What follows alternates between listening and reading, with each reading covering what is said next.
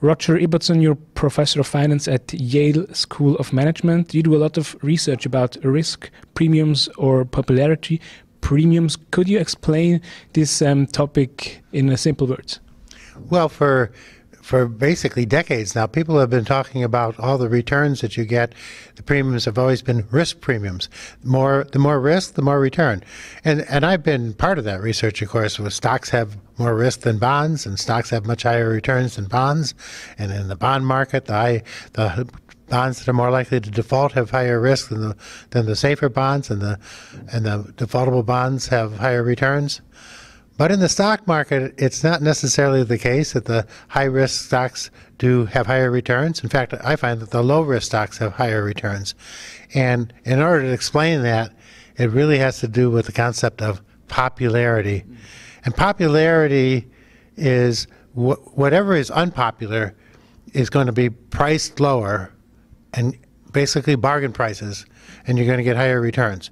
Whatever is really popular, really too popular, is priced higher, and with the higher prices you're going to get lower returns. So investors shouldn't buy, for example, Apple? Well, any of the hot stocks like that, I mean, certainly Apple has done very well, but it's a question of how it will do in the future. And stocks that everybody talks about tend to be overpriced. So yes, that would be an example of a stock that you should be wary of, because at this point it's done so well. And it's very hard for a company that does so well, that everybody knows is so well run and is so innovative, to keep on going, to do it over and over and over again. It's actually easier for a company that hasn't done well to improve. But if I invest in an unpopular stock and it becomes popular, then I have to catch the right moment to exit again, right? Yeah, the ideal moment to actually exit a stock is after it's losing its popularity again. You'd like to buy a stock that's not popular, but getting more popular. That's the ideal situation. And the more popular it gets, the more the valuations go up. But once it gets, people start losing interest in it again.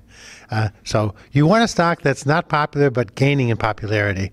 After it's no longer gaining in popularity and too popular, then it's definitely time to sell. Could you mention some unpopular stocks but interesting ones?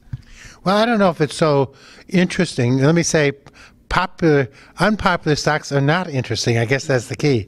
For example, one of the unpopular stocks is Cracker Barrel. It's restaurants that are sort of meat and potatoes in the U.S., and they're like truck stops and things like that. So they're just the kind of restaurants that you wouldn't find interesting. Whereas there's a restaurant that is in the sports bars like Buffalo Wings that everybody talks about and everybody's interested in. That one has much higher valuations for the same earnings. So we really have to look at the overlooked stocks that nobody really wants to talk about, the ones that don't have good stories, that maybe that's why value stocks, for example, are actually have higher returns than growth stocks. They're not interesting companies, but they are the best stocks. You wrote as well a book about lifetime financial advices. Could you mention some of these?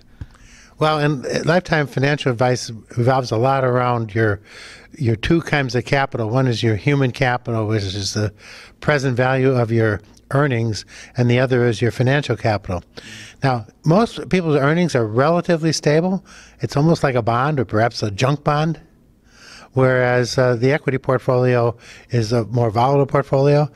So when you're young, you don't typically have much financial capital, but you've got really a lot of human capital. I always say, because I'm relatively old now, that my students, for example, they're loaded with human capital.